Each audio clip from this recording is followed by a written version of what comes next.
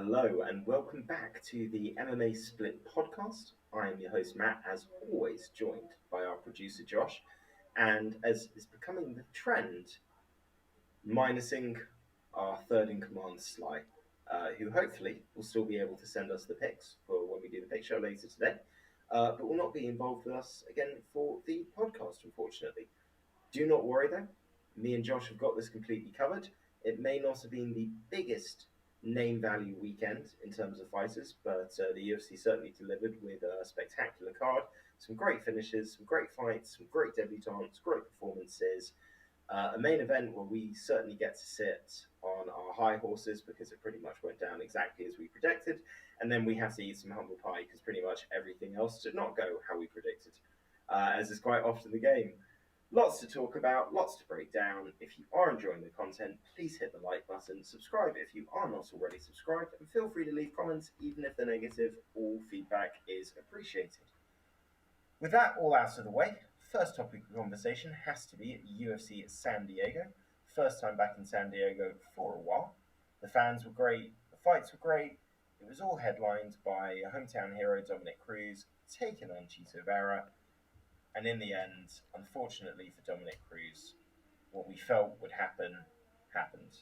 Started the fight brilliantly. I thought he looked really sharp, but you kind of did have a sense that it was just a matter of time. And very similar to the Rob Font fight, I thought Cheeto hurt him in every single round. Maybe not the second, but certainly the first round he dropped him. Third round he dropped him.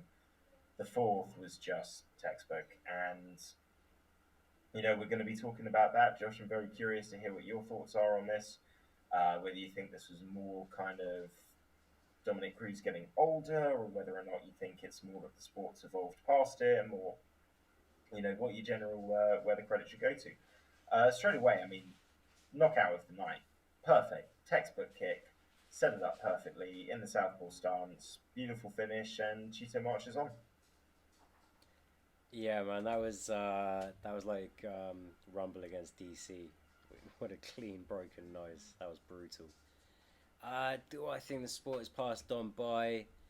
No, not necessarily. But as the sport has evolved, he has spent most of that time injured. And whereas his style was unique, awkward, and a problem in the WEC, in the UFC very much less so. He did look good against, you know, a classically slow to start Vera, who's always going to look to land power and kind of read the movement and wait for the right opportunity. But I don't know, like you say, like we called it. We sort of knew how it was going to go. I think the judges had it 2-1 for Cruz. I think they gave him the first and the second. I need to double check that. Did you get that one, Matt? Did you see how the judges had it going into the Yeah, fourth? I think two of the judges had it 2-1 Cruz. I think maybe one of the judges, I mean, maybe all of them. And to be honest, I personally felt that the knockdown was significant, but I can understand that there was a lot of volume. Well, in the first round, in the first round, yeah. Second round, I actually thought, thinking about it, I mean, second round was probably Dom's best round. You know, he was doing good work. I gave him the first 2 rounds. I gave him the first 2 rounds. Third round, Vera all day. And then it really just looked like he was just quite content to just wait and do the damage and land the heavier shots on Dom. And, you know, he sticks that head out there. That left kick, that was fucking there. I almost feel bad for him, but... Well, Josh, we said this for like 3 years, man. We've had this conversation about the way he dips his head. And how has nobody tried to set up that left high kick? You know, it's... Cheeto was the guy who was going to do it. He's got that style, and I think even if he lost the first round, the fact that he dropped him it's the same situation with Rob Font. It's that confidence of be patient, take your time. You're going to hurt this guy when it lands. It doesn't need to be right away. And whether or not you give Dominic Cruz the first 2 rounds or not, I mean, it could have been 2-0 to him or 1-1 after the first 2. Even before that head kick, you could feel that the tide was turning. Dom was slowing down a little bit. He was burning a lot of energy, putting a lot of power into his shots to try and land. Nothing seems to be hurting Cheeto. And you kind of just felt like even if that ended up going to the cards, I still think it would have been Cheeto taking the last 3 rounds and reasonably comfortably. I think that's reasonably fair to say. Two reasons, please. My bad. Very impressionable, you know. Look, I still maintain that Dom would unquestionably be the greatest of all time at 135 if it weren't for the knee issues. As it is, I still kind of think like Cannon Barrow at his peak, put in a better body of work, wasn't just beating flyweights. But man, where does Dom go from here? Emotionally, it is crushing. He's probably gonna have to be nicer to DC from now on. Probably gonna be full-fledged co-workers and that. That'd be awkward. He's gonna have to be friends with Bisping all the time. You know, I feel for him. My heart bleeds. He's got to retire. Yeah. If he's in it to be a champ, and he doesn't need the money, he's got other things going on. This is about guts and glory and legacy. I don't understand why you keep going, unless it's to take something like if Aldo loses to Merab. I wouldn't mind seeing a retirement Aldo versus Cruz fight, or an Aldo or a Cruz versus Edgar fight. You know, that type of fight. You know, go out against a legend of your own standing, another veteran. But, I mean, look at the bantamweight division, man. It's like Chiso wins that fight. I still think, arguably, he could be 2 fights away from a title shot. Maybe one. But what happens if Aldo beats Merab? What happens if Jan beats... if whatever happens in the Jan versus O'Malley fight? They're gonna have an argument. Yeah, we've almost got like a little mini playoffs going. There's just too many contenders fighting against other contenders in this weight class, and there's just too much parity between sort of the top contender and maybe like the 6th contender. Yeah. That it's just shit. Maybe you are one more win away, because unless you're happy to sit out and try and wait for your title shot to come, and it has to be at the right moment. You don't want to do a Jacare Souza and not want to take it short notice and that. It's like, you're not really going to get it on your own terms unless you go out and you win one more fight against another contender right after that and make that title shot yours. And that's so much risk because these are top level guys. And everyone's bringing something different to the table. There's so many elite fucking specialists and also a combination of well-rounded guys. It's like pick your fucking poison. Vera, though, strikes me as the guy that is going to look for that opportunity to cement his shot. Yeah, I don't have any doubt about that. But if you look at it from Dominic Cruz's perspective, the journey back for him, he would have to win probably 4 fights in a row. Because he was ranked 8th. He's going to drop down depending on what happens in the other fights that they've got booked up. He would have to beat 4 young killers in a row to get a title shot. And I don't think he's got that in him. Or win 1 and 2 and pray that the thirsty MMA gods scrap enough fights that you can slot in there. But I don't see it happening. Yeah, but dude, look around the people. Who would he have to beat? I mean, Sandhagen, Song Yadong, O'Malley coming up, Jan, fucking Cejudo coming back into the mix. Obviously, you still got Aljamain. You've got Merab Dashvili. You've got Aldo still in the mix there. I do not think he beats any of those people. We already know he doesn't beat Triple C. Now, obviously, Triple C's been out. Maybe he's got to come back. But, you know, I wouldn't even maybe suggest that Triple C is in the top 3 or 4 in that division right now in terms of ability for me until I've seen what he looks like after being out for 2 years. He's won 2 fights in this weight class. Yes, they were against good opposition. But they were like good opposition just slightly removed from their peak. You know, maybe Marlon Moraes was just still in that zone. But he was leaving. Oh, no, make no mistake, he is the man that broke Marlon Moraes. Yeah, or I caught him at the right time. It's hard to say because you see him get pieced up in the first round and then come back and throw the kitchen sink and turn the tide and get that win. But at the same time, did Marlon Moraes, was he just at that point where he only had one good round in him? I don't know. But there's questions. There's question marks for me. This guy is a flyweight. He is a flyweight. He'd won 8 fight. He'd won like 8 fights in a row going into that, man. He's one of the best Marlon. flyweights. He is one of the best flyweights. Okay, but they're weight classes for a reason. You know, Yeah. we don't give Israel Adesanya shit for losing to Jan. We didn't give Rory or Lima Douglas shit for losing to Musasi. Like, it's a weight difference. It is a handicap. It's not just a different challenge. It's a different challenge with a big old fucking handicap attached to it. It's different. Cejudo coming back, 135. Maybe he pulls off a GSP, but I don't think he deserves to be right in there at the top of the conversation. He'd probably get it. I even like doing the whole fucking 45 thing against Volkanovski. It's just because of how ridiculous it was. We were just going to get a little bit like Gabby Garcia fighting old Japanese grandmothers. I'm just going to go for the spectacle of it. We were all kind of on board a little bit. No one was really against it. But coming back at 135, I have no problem with it. It's just he's not immediately a top 5 guy. Exactly. Period. Now, so it's such a tough division, man.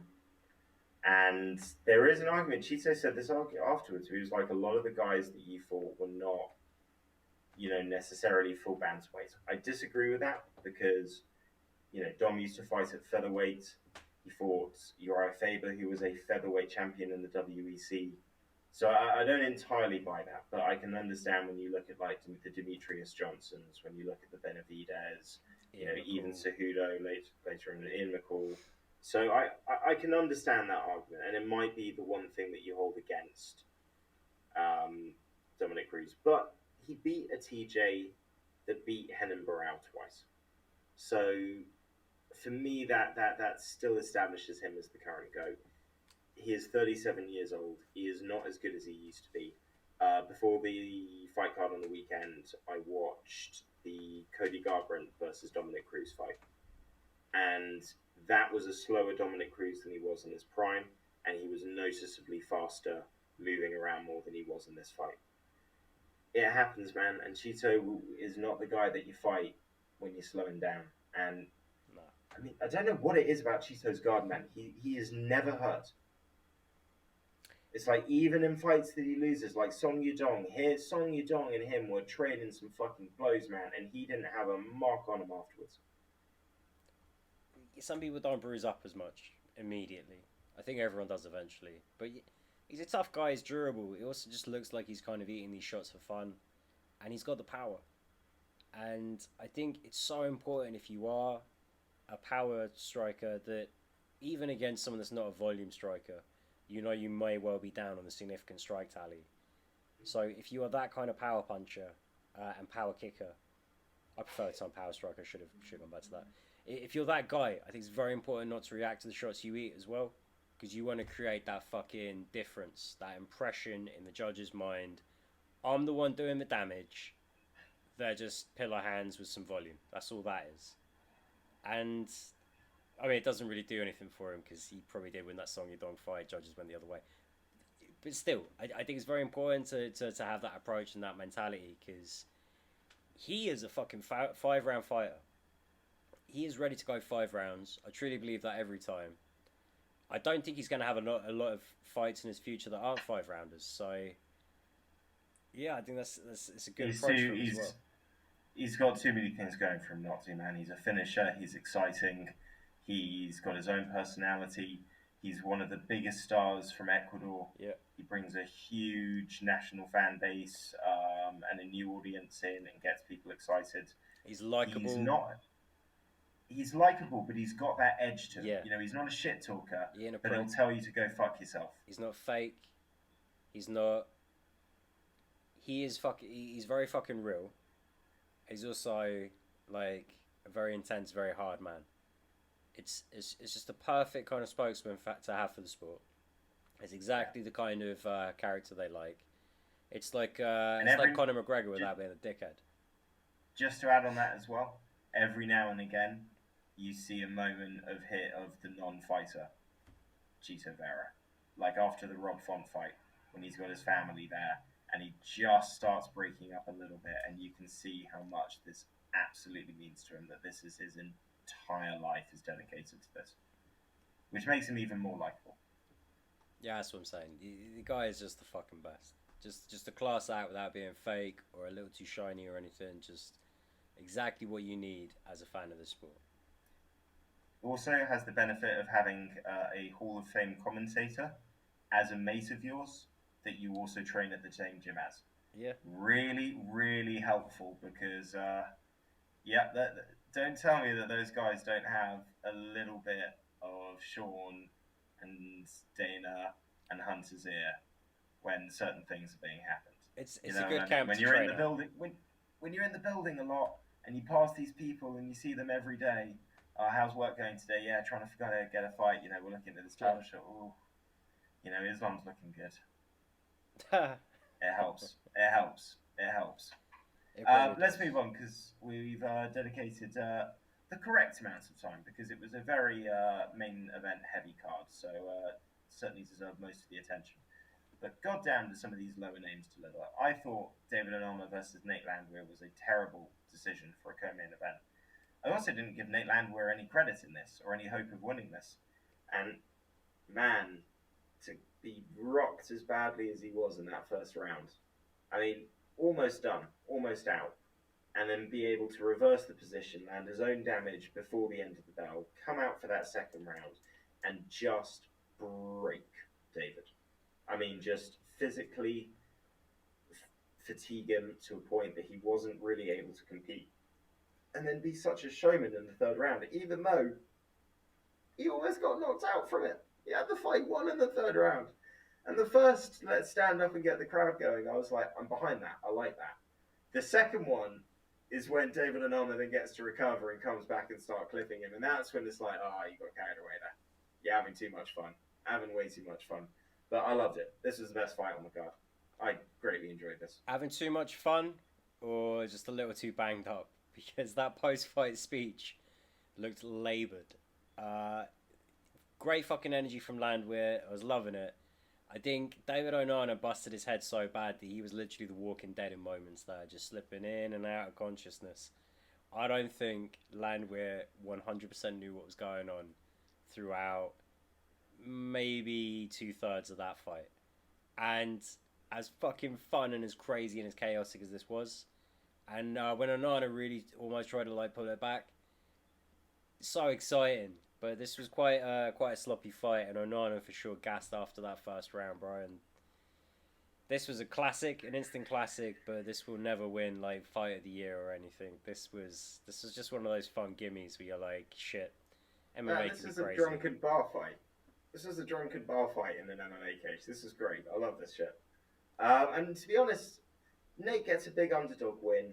He outworked a guy that had way more skills and athleticism than him. And for David Onama, I kind of felt there was a point in the third round where I was thinking, James, you should have pulled the plug after that second round. When he doesn't say, yes, I still want to fight, I kind of felt like he should have pulled the plug. But by not doing it and seeing the way that David kind of rallied himself in that third round, I think that's going to be an invaluable experience for him. To be that tired and gassed out and find a way to kind of force yourself, even though you don't win the fight, back into contention of the fight. And to be fair, almost finish Nate right at the end. You got to throw your hats up, and I think that's an invaluable experience for a young fighter. I think he's going to learn a lot from that and come back better. And James Krause needed to ask that question. I'm glad that he was... It might come off like a bit like Saki or a bit like trying to get a rise out of him. But I was kind of thinking it, and that was a totally appropriate question to ask because you need to know. Because obviously Krause wasn't going to stop it for less than an emphatic, yeah, man, call the fight, I can't do this. But he needed to question him because it might have been irresponsible to let him go out into that third round without checking where he was at because it was finishing. It was getting pretty ugly in the second. Well, also, to follow on that point as well, you are not at your most verbal when you're exhausted getting your minute break. You know what I mean? Speaking verbally back to people isn't necessarily your first priority. You're really thinking, I want rest. I want oxygen. Straight after I don't feel like I need oxygen, I'm going to want some water. So I don't, although I can say, like, yeah, you want the fighter to go, yeah, I'm still in this. If the guy's fucking knackered, you know what I mean? It's like, if you know, if I told you sprint for as fast as you can for 600 meters, and now tell me straight away, answer these next 6 questions, you wouldn't be going, straight away, Mandy. Okay. Yeah, part of you's like, fuck you for asking. Part of you's like, this motherfucker. And then when he asks again, you're like, yes, I want you to stop the fight. Yeah, Part of you's definitely thinking like, yeah, I kind of want to stop. Yeah, this isn't like when Rocky was like, stop the fight, I can't go on in a corner, talk her out of it. This is the right way to do it. God bless James Krause. As always. Yeah, because he's the guy that will fucking push you. But same as like Duke Rufus. If you're not going to be safe going into that next round, then fair enough. Yeah, watch James Krause's gym explode now. I think we're going to see more high-profile names start to go to his gym now that he's got a world title. Fighter. Yeah, man. And well-deserved. And probably got some there already that might be coming up. Like, I've got a lot of love for KGD. Yeah, KG. He's got potential, KGD. I wouldn't say. The problem is he's a lightweight. Well, I think he's going to keep filling out and getting bigger. And there's a guy we're going to be talking about in the Pig Show, Leonardo Santos. You know, that was a tremendous performance. I just feel like KGD is going to get bigger, and he's really going to be able to make a home for himself at 155. I did kind of just sort of say that, like, I kind of see that he might be a potential title challenger. I don't know. But I think he could definitely get to the level that, like, a Paddy Pimblett's at. And where I think Paddy Pimblett's ceiling might be. But who knows? There's so many fucking scary guys in this weight class. There's so many guys. So many guys, man. Well, we've talked about some pretty stacked divisions on the men's side. I think it's time we look at the most stacked division in the women's side of MMA, because we had 2 debutantes. Featherweight! What? When the UFC puts 2 strawweights that are both making their debut as the feature fight on the card, you kind of know that they feel a certain way about them. That you know, this isn't going to look like what a lot of debuts look like, and I think they made a really good decision. Yasmin Jauregui. I'm going to go with Yasmin versus the other Yasmin Lucindo. Who, I can say Lucindo, so we can just have Yasmin, and then the other one is referred to as Lucindo. Say Lucindo's first name. Say Lucindo's first name. Yasmin. Is it with the? I don't know how to pronounce it with that I. And I don't know how to pronounce. I'm going with Jauregui. But I don't know that's right. Jauregui. If she's Mexican, that's how you pronounce it, right? Jauregui.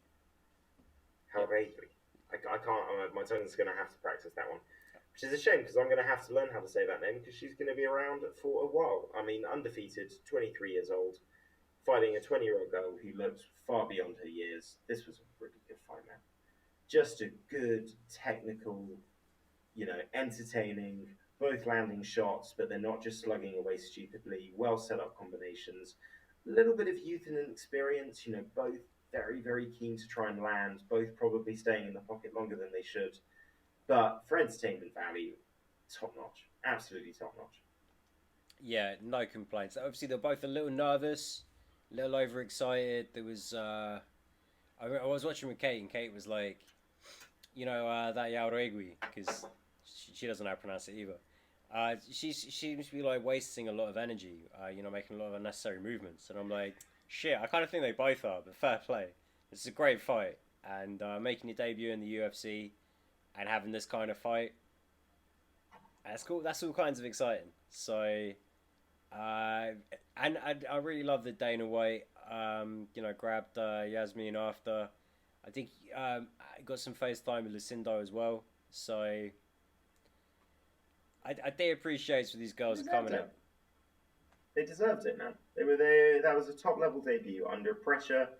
Fans in attendance, pretty much a full stadium at that point. and they lived up to the moment, and they both seemed to enjoy the fight.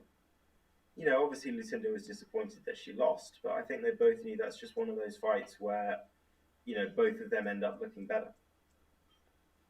Yeah, you put yourself in the shop window. You're going to get a nice little opportunity next, so don't sweat it. It's like Stephan Bonner losing against Forrest Griffin. Yeah, you're going to be fine. I mean, obviously, ultimately, Stephan Bonner didn't turn out to be fine, but that's more like mental health stuff than it is to do with success in sports. Very true. Let's maybe look at some of these other fights. Azamat Murzakanov versus Devin Clark. Devin Clark's really tough, and I don't think that's to his benefit.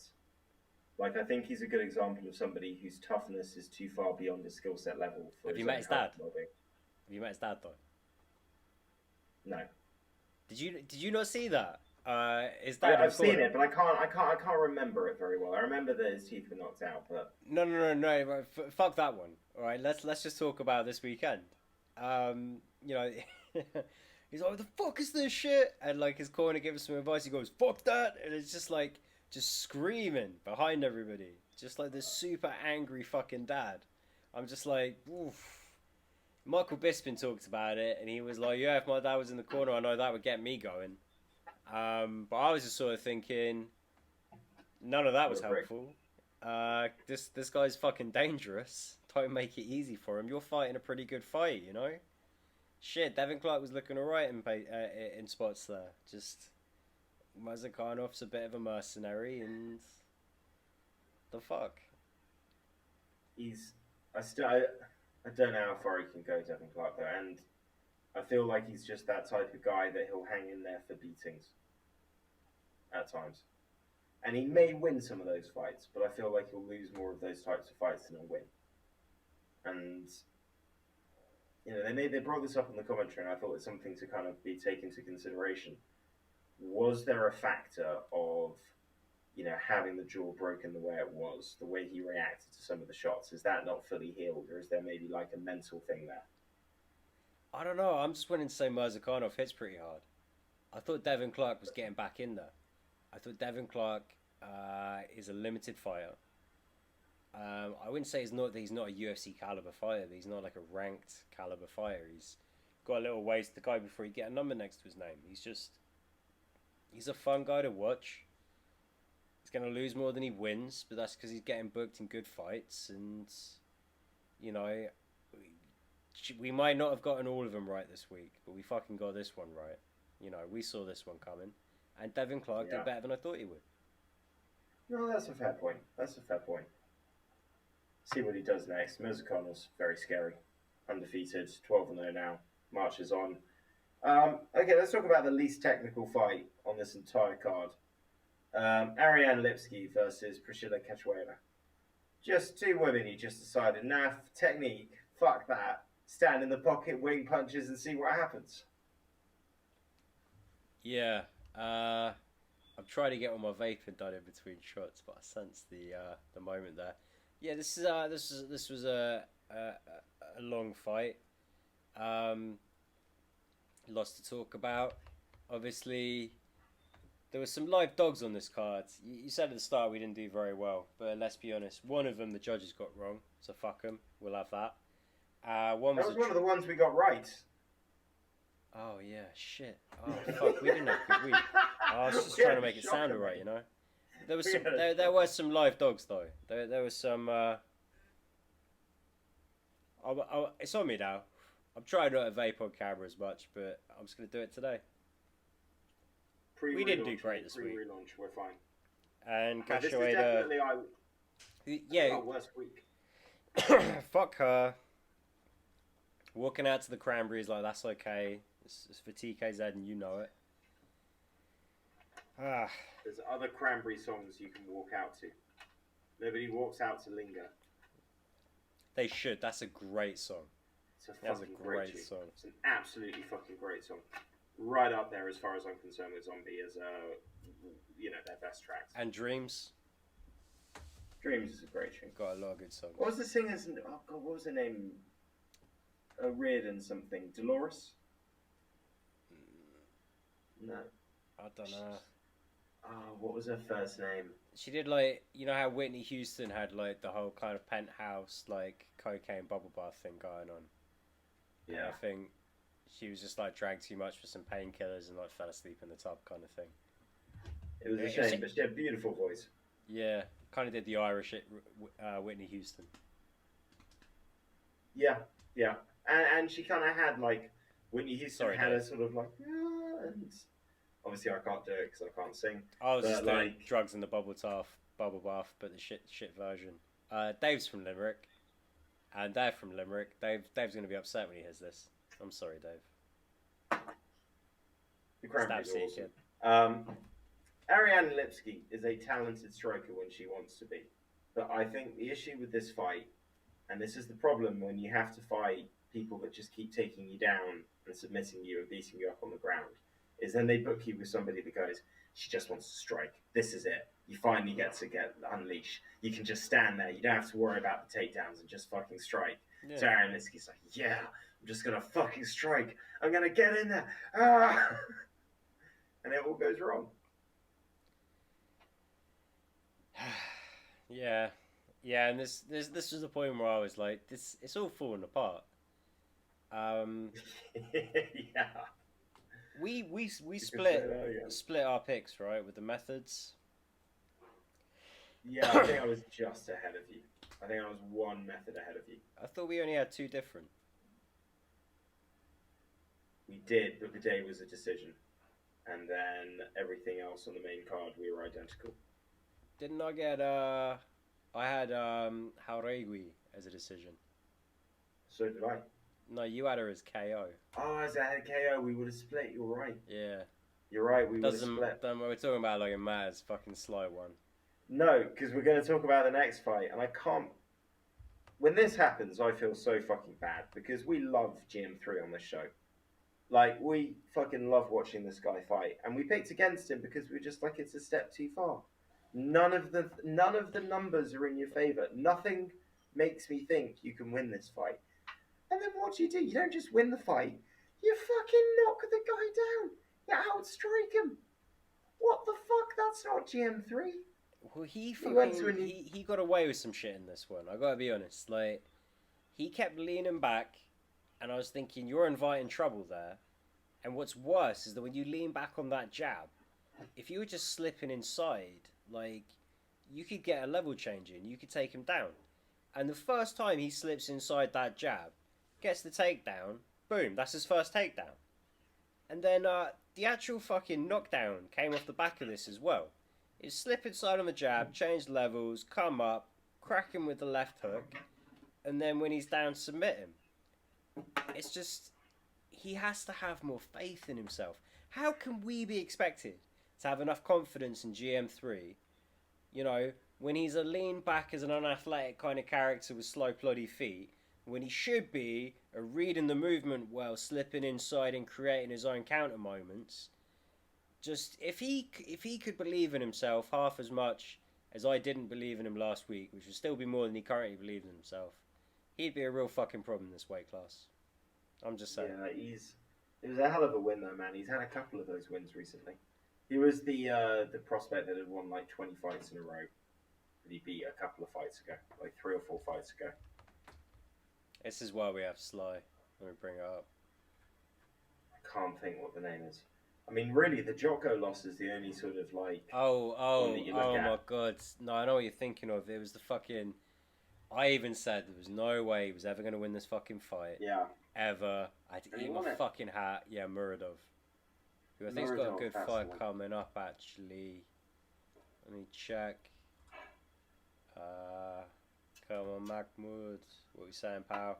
Oh, yeah, he's fighting Chao Bahallo. Oh, fuck, that's a great fight. Yeah, well, I mean, I assume it's going to be a great fight. I really don't know how good Chao Bahallo is yet, but I'm kind of assuming he's good. Seems like he might be good. He's threatening to be good. We've talked about it a little bit. That one's going to be fucking fun. Okay, striker, grappler. Yes, fucking please. But to get back on the conversation, the point is GM3 can pull these fucking wins out, man. Bruno Silva, that is a legit win.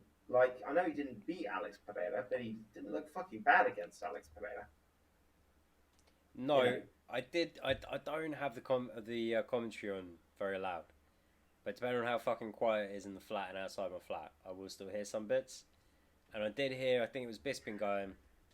If Israel Adesanya's watching this, thinking this guy pushed Alex Bahia, I don't know how worried I really am. Something along those lines. Bruno Silva did not have a good night. He wasn't looking complete shit, but he just nothing was quite going for him. He wasn't landing really. He couldn't get anything going. He wasn't in a rhythm. GM3 took him out of the equation. I'm not taking anything off what Gerald did. That was all fucking beautiful. But Bruno Silva just wasn't all the way there. It wasn't like he really turned up at the weekend. Yeah, I agree with you. I'd agree with that.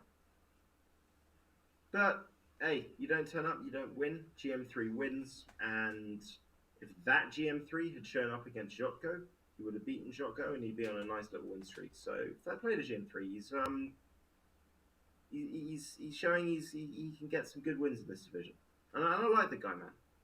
You know, I thought he was very entertaining in the build-up to the Hamzat fight, which unfortunately ended very badly for him. But shit happens. He's a fun guy, and I think that Andre Petrosky call-out, that could happen. I'd be in for that. Yeah, that's a good fight. Let's move down to the prelims. Great headliner for the prelims. Angela Hill gets a big underdog win against Lupi Godinez, which... You know, it was funny, we picked Lupi without a second thought, and stylistically this should have been a nightmare fight for Angela Hill, but I think she was partly helped by the fact that Lupi really didn't try and wrestle as much as I thought she was going to, and I think that's something she's going to look back at with a lot of regret. And the other big factor, which I think, you know, I didn't take into account is, you know, I know Angela Hill loses fights. She lost a close fight to Tisha Torres. She lost a close fight to Amanda Lemos. You know, these are dangerous up-and-comers.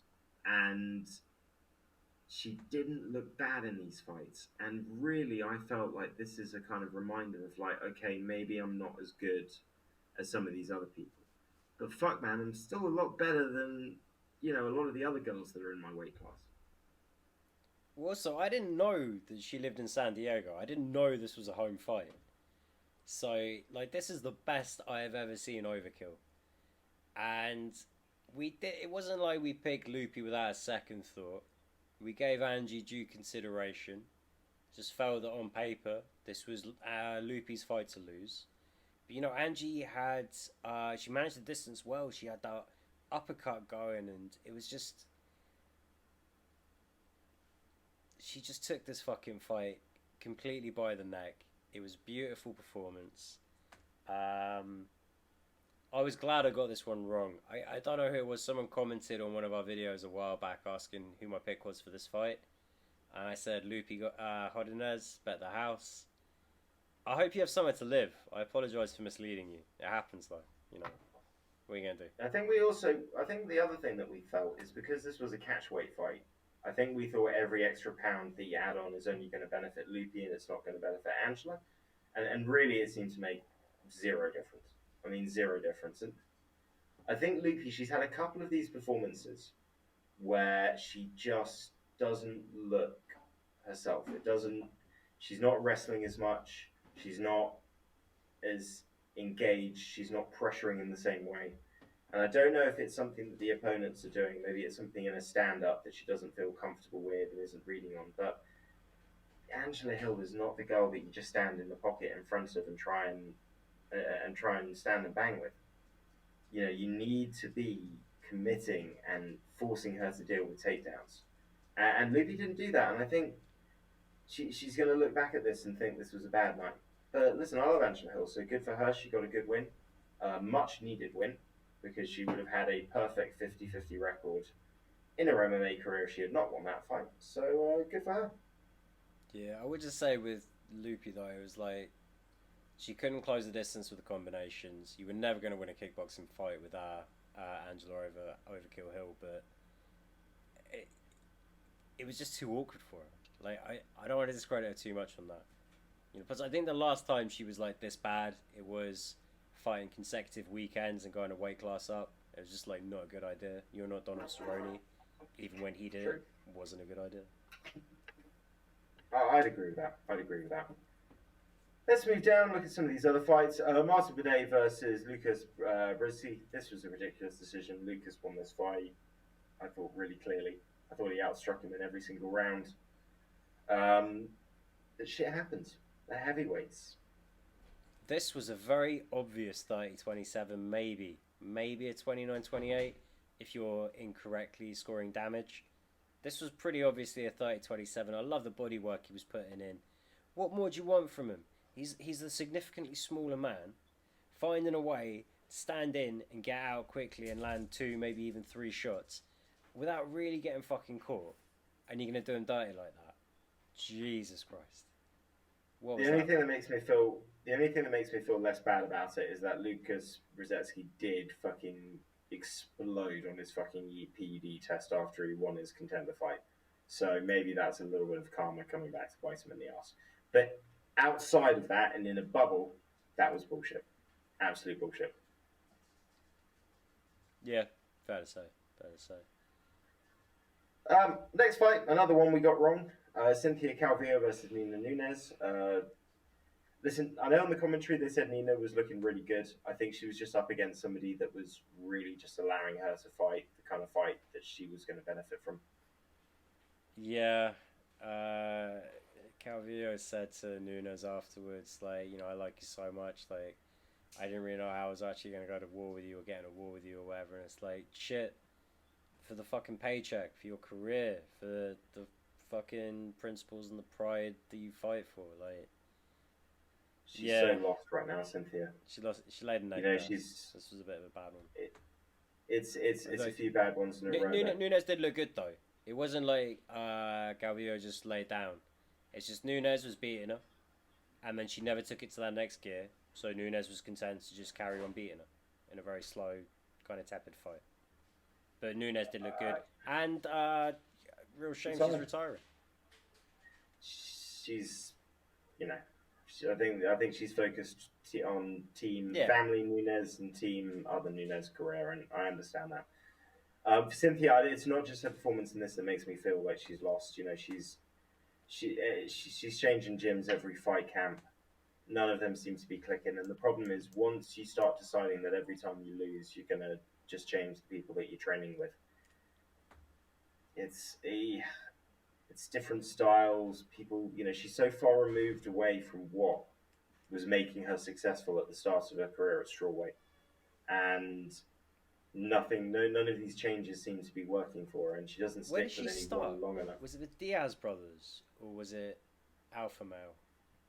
I want to say Alpha Male. I don't know if she went from the Diaz brothers to Alpha Male. She's been fucking everywhere they do. She's trained at ATT. She's trained at AKA. She's trained at Alpha Male. Did she do Jackson Wick? I think she did Jackson Wick.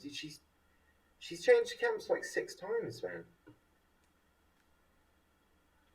I mean, it's nice to get like multiple looks in, but you it's better off having home camp, and then just going out and just tasting other things, getting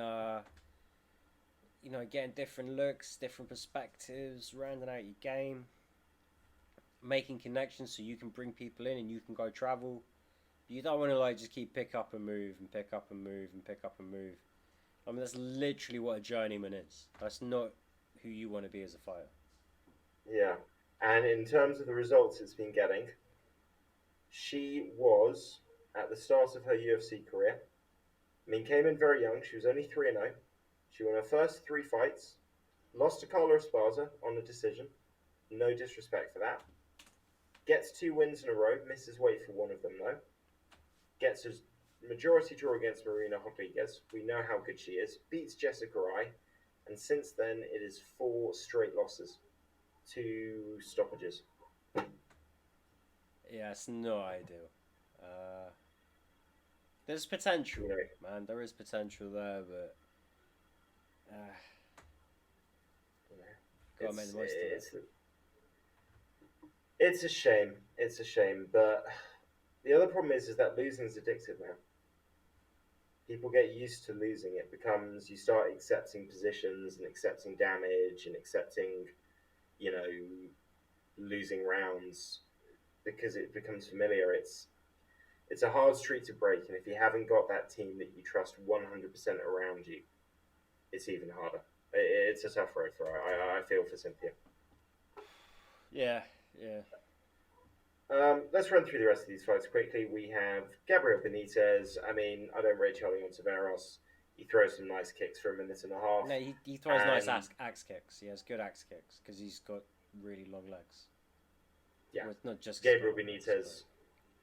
I thought he fought this really well. Spent 2 minutes just waiting for the moment, figuring out the timing, letting the guy just take a fraction of that explosivity out of himself.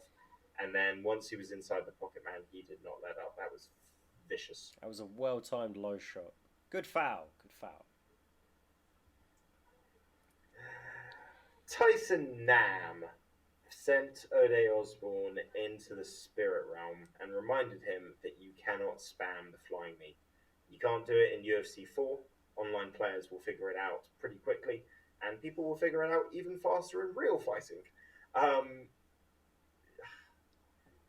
It is what it is, man. Like, I love Ode Osborne, but I think he tries to be too exciting and too explosive sometimes. And, you know, here comes in Tyson Nam, who's, you know, just got the fundamentals, but stayed patient and, you know, made a good read, and then perfectly adjusted when he saw the position again and landed the killer right hand. Not even just a good read, though. That was just fucking sloppy. Wait, why were you really trying that day? He wasn't coming like that. It was... That was ill-advised. That was just not a good look. Alright, Ode needs to be better than that. No, he does. Because I like Tyson Nam, but we've seen what Tyson Nam's level is.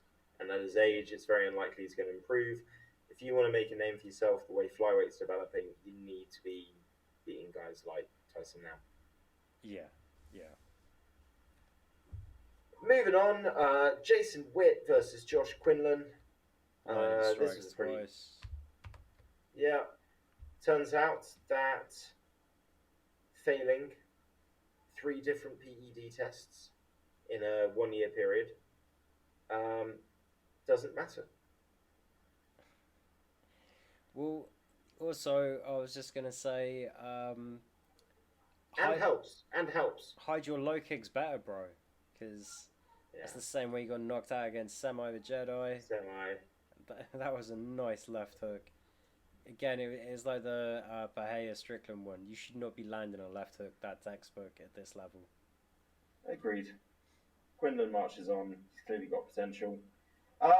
Opening fight of the night. This was a really exciting one. Damon Blackshear taking on Yusuf Salau. Salau desperately needed a win. He did not get one. Fought a great last round. Nice to get a draw. Yeah,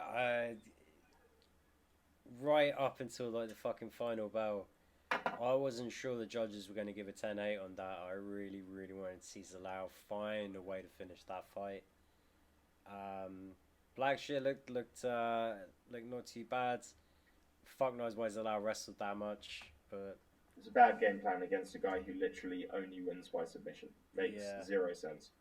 What I was saying, because we were talking about this obviously before we started recording, but I felt that it probably was a 10-9 for a while, but the fact that you came away from that fight thinking he needed 10 seconds. He had an extra 10 seconds at the end of that round. He might have got him. I think that is what switches it to a 10-8, even if you would say that the actual damage and dominance during the round might not have been a 10-8 on its own. Yeah, I think it's Saved by the Bell kind of probably puts it there. I mean, I score it as a 10-8, but they do push these judges hard that a 10-8 is supposed to be kind of a scarce thing. Even the whole idea of changing it to a 10-7, 10-8 would mean you could be a bit more liberal with it. Well, it's stupid. The worry they've got is draws, because the round setup is designed to make draws very unlikely. Like, it's the big difference between boxing and MMA. Boxing is almost always even rounds, so it naturally allows for more draws. But once you start getting 10-8s involved in a 3-round fight, that basically guarantees a draw, unless the other guy got a 10-8. This is kind of textbook, though, of why, or part of the argument for why they brought it in, is that Salau loses 2 close rounds and then delivers an arse whipping. It wouldn't be fair for him to lose the fight. Right decision. It's just the judges have had me so shook lately that I feel the constant need to be like, I can't trust these motherfuckers. I honestly didn't think they were I gonna get you. do the right thing. Well, they had one shocker on the card that we've already talked about. This one, I Shit. felt they got listen, for no name value, this was a fucking great card. Thoroughly enjoyed it. Love to see Cheetah move forward. Commiserations for Dom. That's not quite our show because we have had a fight announcement that I want to get Josh's opinion on and discuss my own opinion on. So we've got Molly Mccann booked. She is going to New York. She's on the 281 card. She will not be joined by Paddy, who is again ballooned to £200. He's looking to fight maybe in the December pay-per-view. That's already a bit of a worry, but the bigger worry is that she's fighting Ariane Blanchfield. So I hate to say it, but I think the Molly win streak might be coming to an end because I can't think of a worse fight for her. What's the point of a win streak if you don't step up? Like, because Anthony Shevchenko is there, and there's a alright, thing. but then There's a thing to what called. end, you know? There's this measurement of time we have, Josh, called years, and we do this fantastic job of catalyzing. Because if you book her the right categorizing. fights, she'll become a champion. Look, No, she can take the you step can up, market or her she as can't. of having an undefeated 2022. You just needed to give her. No, it Anthony doesn't. Shevchenko. That doesn't count as much as getting a good win and some losses against real top competition. It doesn't count as much as having really good performances against top level competition. So right now, she's got eyes on her. She's had good fights before she really had eyes on her. Now she's got eyes on her. It doesn't matter so much if she wins or loses. Can she be fucking dynamite every time you put her in that octagon? So, and yeah, you can fluff a win streak, but this isn't boxing. We don't need to do it. Like, to what end? You're going to protect her until you get to a title shot? It's ridiculous. We don't need that. So, I think, yeah, I kind of like it. Who knows? Maybe she fucking surprises us. She has got enough power. If she can land that fucking spinning elbow one more time, Jesus Christ. She has other ways to finish fights as well, you know. She can really tee off on a girl. If she gets someone shelling up, you know, she can do some damage. And I don't think she's going to win. But why the fuck not? You got to take that step up. You're getting paid more now. And True. even if you don't win all of these fights, if you're exciting, if you always go to war, they're probably going to keep you around. And the UFC don't do a lot of this anymore. But, you know, maybe they give her more money because it's good to have British fighters doing well. So, and Arnold Allen's got a fight booked, right, as well? He does. I think he has. Let me double check. I was going to say that, but, like, you know what I mean? He's not a star in the same way. It's nice to have, nice to throw money at the ones that kind of deliver. Just double checking for Arnold Allen. Maybe it was a rumour, maybe a whisper of a rumour. Nothing official. It'd be so much easier I'm not if I saying could anything. slide at this up for me instead. I can't say anything, to be honest. On the Molly thing, the one thing I would say, and I say it every time Molly fights, you do not deal with somebody as willing and as vicious to hurt you and land damage as Molly Mccann in women's MMA. I don't know if Ariane Blanchfield has had to fight somebody who can effectively implement that kind of focused aggression, because a lot of great women MMA fighters compete. They don't all necessarily fight. And there's a difference between those two things. And there's a difference with somebody who's not trying to land good shots, is trying to hurt you. That's something that I think could be a leveler. I still think it's a really tough fight for Molly. Although I'm glad to see her on a pay-per-view card. I think that's cool. Yeah, man. And I think she's just going to carry on getting paid. I don't think she's going to disappoint. Win or lose, I think this is going to contribute to a bigger paycheck next time around. Not And she the said she's next not- fight, but the next contract, you know. Well, she's not Everton Football Club. She does not disappoint. Lol. Talking about disappointment, commiserations. Although, to be fair, 4-0 against City is actually not too bad. I mean, yeah. and we had Solanke and Zamora out. So, I mean, it's not like I was expecting to get a point from this one. I could give a fuck. Pretty sure we're going to win next week, so it doesn't matter. Very nice. Well, on that note, I think it's time we crack on with recording the pick show. So we will bid all of you adieu. Thank you very much for watching. Hope you enjoyed the show. Another reminder to leave a like and subscribe button. My God, if you have made it to the end of the episode, the least you can do is leave a like and subscribe or a comment. And that leads us to just say, as always, bye Dave, bye Laurie, bye Trifo. Bye Laurie, bye Dave.